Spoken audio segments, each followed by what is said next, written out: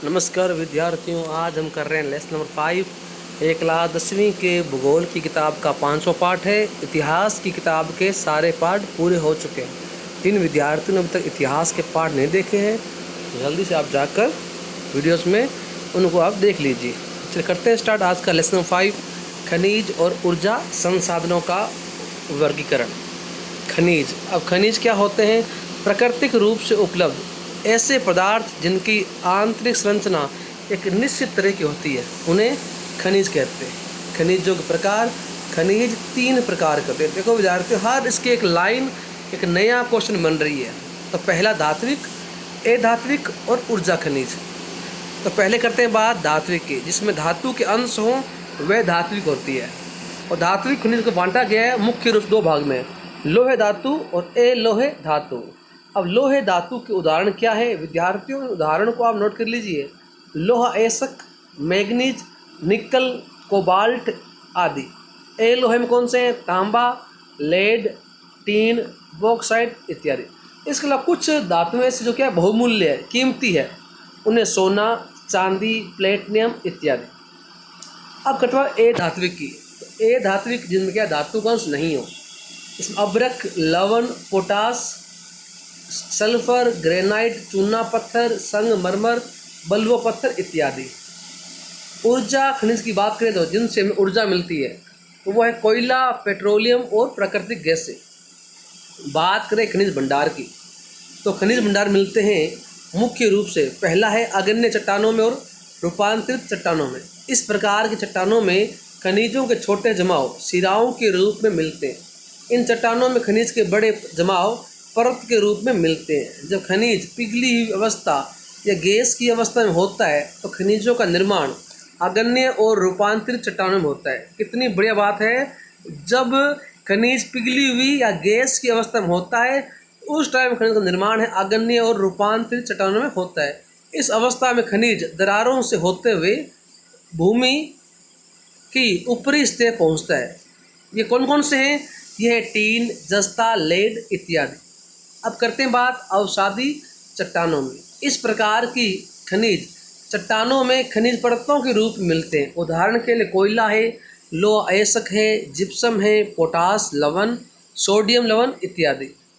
फिर धरातल, ये चट्टानों के अपघटन के रूप में, जब चट्टानों के घुलनशील अवयवों का अपरदन हो जाता है और बाकी जो शेष बचता है, ऐसे अपशिष्ट को खनिज कहते हैं। तो इस तरह का खनिज कौन सा है? बॉक्साइट। फिर है जलोढ़ जमाव के रूप में। इस तरह से बने हुए खनिज नदियों के साथ बहते हुए आते हैं और एक ऐसे स्थान पर जमा हो जाते हैं। ऐसे खनिज रेतीली घाटी की तली में और पहाड़ियों के आधार पर मिलते हैं। ऐसे में वो खनिज मिलते हैं जिनका अपरदन जल द्वारा नहीं होता। उदाहरण के लिए सोना, चांदी, टीन, प्लेटिनियम इत्यादि। फिर है महासागर के जल में। तो समुद्र में पाए जाने वाले अधिकतर खनिज इतने विरल होते हैं, मतलब इतने खुले खुले होते हैं, इतने अधिक मात्रा में नहीं होते, या इनमें क्या है आर्थिक महत्व क्या है नहीं होता। लेकिन समुद्र के जल से हमें नमक, मैग्नीशियम, ब्रोमीन इत्यादि मिलते हैं। अब करते हैं बात लोहा एसक की। यहाँ बात करेंगे लोहे के बारे में कि लोहा एसक किस क्वालिटी का होता है, इसके प्रकार क्या है इत्यादि के। अच्छी क्वालिटी के लोहा एसक में लोहे की अच्छी मात्रा होती है। मैग्नेटाइट एसक के अंदर 70% लोहा होता है, इसलिए इसे सबसे अच्छी क्वालिटी का लोहा एसक मानते हैं। आपने उत्तम चुंबकीय गुण के कारण, मतलब मैग्नेट क्या है, इस लोहे में चुंबकीय गुण क्या अच्छा होता है, तो ये लोहा बिजली के उद्योगों में क्या है बहुत ही अच्छा माना गया है। हेमेटाइट में 50 से 60% लोहा होता है, इसे फैक्ट्री का लोहा मानते हैं। तो लोहा एसक के मुख्य बेल्ट, मतलब इंडिया में वह स्थान जहाँ से लोहा एसक निकलता है, वो स्थान कौन कौन से हैं? पहला उड़ीसा झारखंड बेल्ट।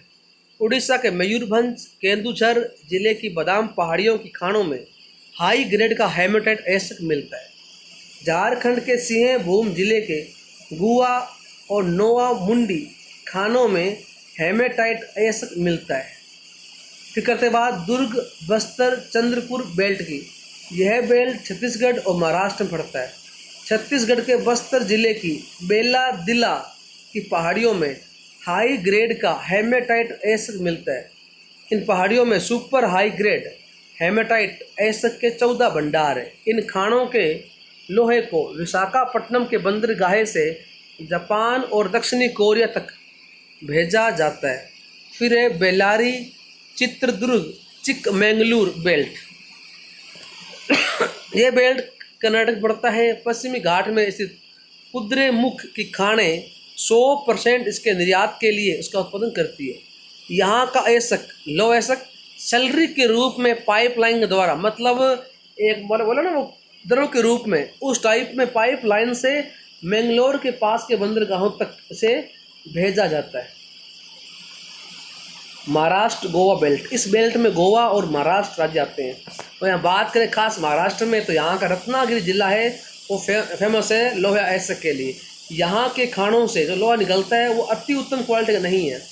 इन एसक को मारमे गोवा पोर्ट से निर्यात किया जाता है। विद्यार्थियों, ये मारमे गोवा जो पोर्ट है वो गोवा राज्य में, कहाँ पर है वो? गोवा राज्य में है। ये विद्यार्थियों नोट कर लेना। आगे बात करते हैं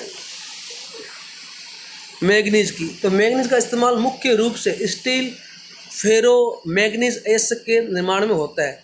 इसका इस्तेमाल ब्लीचिंग पाउडर, कीटनाशक और पेंट बनाने में होता है। फिर तांबा। तांबा एक बहुत ही महत्वपूर्ण एसक है। इसका इस्तेमाल मुख्य रूप से बिजली के तार, इलेक्ट्रॉनिक और रसायन उद्योग में होता है। मध्य प्रदेश की बेला घाट की खानों में भारत का 52% तांबा निकलता है। 48% शेयर के साथ राजस्थान, यहाँ विद्यार्थियों राजस्थान नाम दिया हुआ है, इसको आप सही कर लीजिए, ये नाम है राजस्थान, ठीक है। तांबे का दूसरा सबसे बड़ा उत्पादक है। तांबे का उत्पादन झारखंड के सिंहभूम जिले में भी होता है। फिर एल्युमिनियम का इस्तेमाल कई चीज़ें बनाने में किया जाता है, क्योंकि हल्का और क्या होता है, मजबूत होता है। एल्युमिनियम के एसक को बॉक्साइट भी कहते हैं। और बॉक्साइट के मुख्य भंडार अमरकंटक के पहाड़, मैकोल की पहाड़ियाँ, बिलासपुर कटनी के पहाड़ी क्षेत्रों में। बॉक्साइट का मुख्य उत्पादक उड़ीसा है, जहाँ 45% बॉक्साइट का उत्पादन किया जाता है। उड़ीसा में बॉक्साइट के मुख्य भंडार पंचपतमाली और कोरापुट जिला है। फिर अब्रक एक ऐसा खनिज है जो पतली प्लेटों कई लेयर से बनाता है। कुछ ही सेंटीमीटर अब्रक की शीट में हजारों प्लेट हो सकती है। अब्रक के पास उच्च हाई इलेक्ट्रिक शक्ति, निम्न ऊर्जा हास factor, insulation property, high resistance की शक्ति होती है। इसलिए अब्रक को इलेक्ट्रिक और इलेक्ट्रॉनिक उद्योग में इस्तेमाल किया जाता है। अब्रक के भंडार छोटा नागपुर पठार के उत्तरी किनारों में मिलता है। झारखंड को कोडरम, गया, हजारीबाग बेल्ट अब्रक का मुख्य उत्पादक क्षेत्र है। अब्रक का उत्पादन राजस्थान के अजमेर और आंध्र प्रदेश के नेल्लोर में भी होता है। अब खनन के दुष्परिणाम या खनन अधिक मात्रा में खनिज निकालने के बुरे परिणाम क्या हो सकते हैं? खानों में काम करने अक्सर आसपास के लोग होते हैं, उनके लिए क्या है, बहुत ही घातक है, क्योंकि खान में काम करने व्यक्तियों की कठिन हालातों में काम करना पड़ता है। खान के अंदर पूरी रोशनी नहीं होती। खानों में हमेशा खान की छत गिरने, पानी भरने, आग लगने का खतरा रहता है। खान के आसपास एरिया में धूल की समस्या बहुत होती है। खान से निकलने में सैलरी बोलते हैं पाउडर को। सैलरी क्या होती है? पाउडर होती है। सैलरी बोलते हैं पाउडर को। क्या होता है? पाउडर या चूरा होता है, ठीक ना। पाउडर चूरा जो क्या है, उस खनिज को निकाल में चूरा बचता है। आपने कहा घर में अपने जब मार्बल लगाते हैं तो उसको करते घिसाई, तो हमने कहा पानी से निकलता है, उसे बोलते सैलरी। और इन इलाकों में घरों और कपड़े ज़्यादा जल्दी गंदे होते हैं। खनिकों की सांस की बीमारी हो सकती है। खनन वाले क्षेत्रों में सांस की बीमारी के केस क्या होते हैं? अधिक होते हैं, क्योंकि देखो वहाँ मिट्टी उड़ती है और वो सांस के साथ क्या है, अपने बॉडी में एंटर होती है। इससे फेफड़ों में संक्रमण हो सकता है। अब खनिजों का संरक्षण, खनिजों के बनने में करोड़ों साल लगते हैं, इसलिए खनिज नवीकरण योग्य संसाधन की श्रेणी में आता है। जिस तेजी से हम खनिजों इस्तेमाल कर रहे हैं उसकी तुलना में पुनर्भरण की प्रक्रिया बहुत धीमी है, इसलिए खनिजों का संरक्षण बहुत ही महत्वपूर्ण है। फिर ऊर्जा संसाधन, परंपरागत ऊर्जा के स्रोत जलावन, जलावन में क्या आएगा? जलावन में आप देखो भाई, लकड़ी आती है भाई। जलावन मीन्स जिसको आप जलाते हो, मतलब लकड़ी। उपले, कोयला, पेट्रोलियम, प्राकृतिक गैस और बिजली। फिर गैर परंपरागत ऊर्जा के स्रोत, मतलब वह स्रोत जिनका आप पारंपरिक रूप से यूज नहीं कर रहे, वर्तमान समय में उनका यूज बढ़ रहा है। वो सौर ऊर्जा जो क्या सूर्य से मिलती है, पवन ऊर्जा हवा वाली, ज्वारी समुद्र से मिलती है, बायोगैस गोबर वाली है। परमाणु क्या है? जो परमाणुविक हथियारों आणविक ऊर्जा से जो तैयार होती है। जलावन और उपले, ग्रामीण घरों की जरूरतों का 70% भाग जलाव और उपलों से पूरा है। जंगलों के तेजी से कटने के कारण जलावन की लकड़ियां पहले से मुश्किल होती जा रही है। यदि गोबर का इस्तेमाल खाद बनाने किया जाए, उपले बनाने से अधिक लाभप्रद होगा। इसलिए आवश्यक है उपलों का इस्तेमाल कम से कम होना चाहिए। फिर कोयला, भारत की वाणिज्यिक जरूरतें को पूरा करने के लिए कोयला बहुत ही महत्वपूर्ण संसाधन है। संपीड़न की मात्रा, गहराई और समय के अनुसार कोयले को 3 भागों बांटा गया है। पहला लिग्नाइट, ये हमारे जो चैनल है उसका लोगो है। आप बताओ ये लोगो अच्छा बना है कि अच्छा नहीं बना? Poonam Sharma, never say never. हाँ, अब आकर लिग्नाइट की, ये निम्न दर्जे का भूरा कोयला है। लिग्नाइट मुलायम होता है, इसमें नमी अधिक होती है। लिग्नाइट के मुख्य भंडार तमिलनाडु के नवेली में। इस प्रकार के कोयले का इस्तेमाल बिजली के उत्पादन में किया जाता है। बिट्टू मीन्स कोयला, यह कोयला उच्च तापमान का बना था और अधिक गहराई में दब गया, इसे बिट्टू मीन्स कोयला कहते हैं। वाणिज्यिक इस्तेमाल की दृष्टि से यह कोयला सबसे लोकप्रिय है। बिट्टू मीन्स कोयले को लोहा उद्योग के लिए बहुत ही आदर्श माना गया है। बहुत ही अच्छी बात यह है भाई, बिट्टू मीन्स कोयले को लोहा उद्योग के लिए आदर्श माना गया है। फिर एंथ्रेसाइट, विद्यार्थियों आपका इसका नाम की किताबों में एंथ्रे मिलता है, ठीक है ना। एंड ये बहुत ही अच्छे ग्रेड का और सख्त कोयला होता है। भारत में पाए जाने वाला कोयला 2 मुख्य भूगर्भ चट्टानों की परत मिलता है। गोडावन कोयले निर्माण 20 करोड़ साल पहले हुआ था, जब ट्रेजरी निक्षेप कोयले निर्माण लगभग 5.5 करोड़ साल पहले हुआ था। गोडावन कोयले का मुख्य स्रोत दामोदर घाटी है। इस बेल्ट में झरिया, रानीगंज, बोकारो में कोयले की मुख्य खदानें, गोदावरी, महानदी, सोन और वर्धा की घाटियों में क्या कोयले के भंडार हैं। टर्सरी कोयला पूर्वोत्तर के मेघालय, असम, अरुणाचल और नागालैंड में मिलता है। फिर पेट्रोलियम, कोयले के बाद भारत का मुख्य ऊर्जा संसाधन क्या? पेट्रोलियम है। पेट्रोलियम का इस्तेमाल कई कार्यों में ऊर्जा के स्रोत के रूप में करते हैं। इसके अलावा पेट्रोलियम उत्पादों का इस्तेमाल कच्चे माल के रूप में कई उद्योग में किया जाता है। प्लास्टिक में, टेक्सटाइल में। विद्यार्थियों, टेक्सटाइल तो बोलते हैं दवा को, सॉरी कपड़े को, सॉरी कपड़ा को, और ये आप मान सकते हो मेडिकल सेवाएं, ठीक है। हाँ, भारत में पाई पेट्रोलियम टर्सरी चट्टानों की अपनति और भ्रंश ट्रप में पाया जाता है।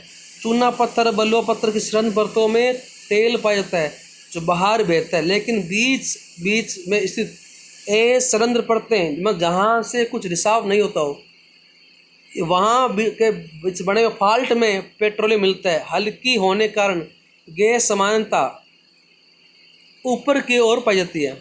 भारत का 63% पेट्रोलियम मुंबई हाई से निकलता है। मुंबई हाई महाराष्ट्र में, विद्यार्थियों ध्यान रखना, मुंबई हाई महाराष्ट्र में है, समुद्रों के बीचों बीच, ठीक है।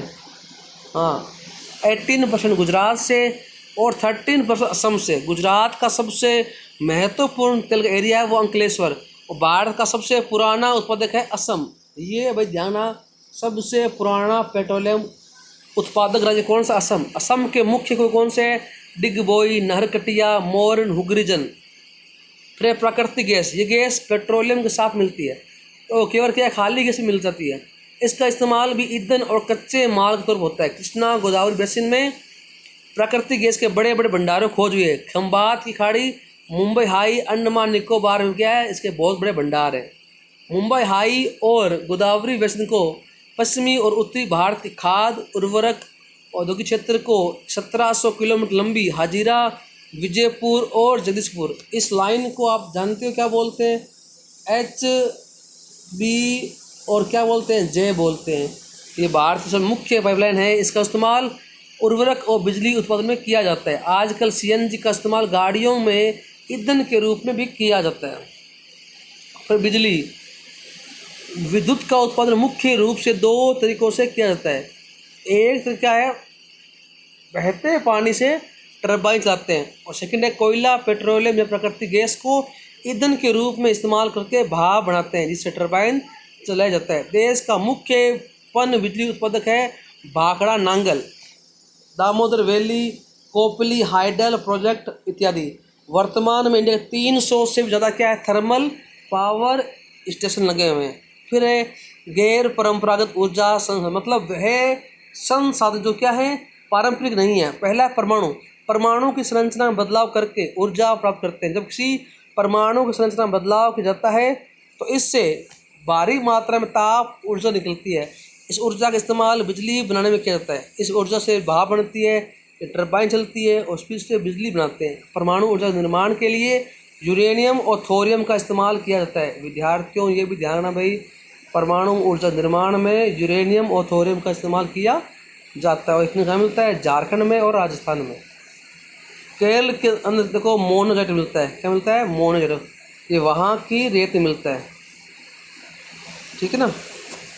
हाँ, फिर सौर ऊर्जा को बिजली निर्माण में फोटोवोल्टिक टेक्नोलॉजी का इस्तेमाल करते हैं। भुज के पास माधवपुर में भारत का सबसे बड़ा प्लांट है। ये भुज कहाँ पड़ता है? ये भुज पड़ता है गुजरात में। कहाँ पड़ता है? गुजरात में, ठीक है ना। माधवपुर के गांव है कहाँ पर? भुज में। ये भारत का सबसे बड़ा सौर ऊर्जा प्लांट है। कौन सा? माधवपुर। सौर ऊर्जा भविष्य के लिए नई उम्मीद जगाता है। इससे ग्रामीण इलाकों में जलावन और उपलों पर निर्भरता कम हो जाएगी। इससे जीवाश्म ईंधन के संरक्षण में हेल्प मिलेगी। सौर ऊर्जा क्या है? पर्यावरण की हितैषी है। फिर पवन ऊर्जा, भारत को विश्व की पवन ऊर्जा क्या है? सुपर पावर माना गया है।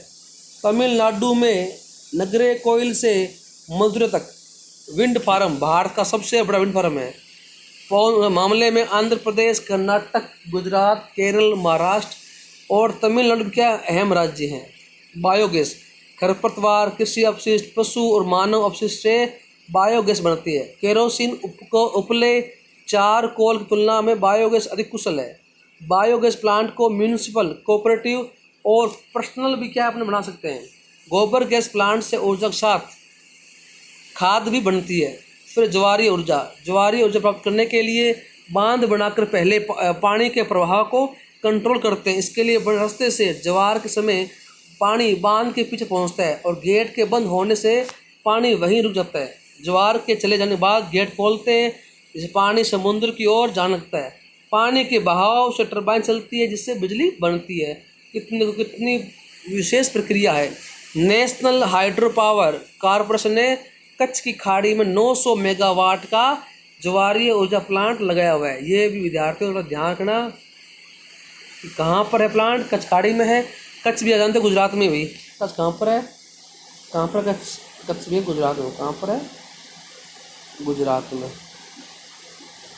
ठीक है।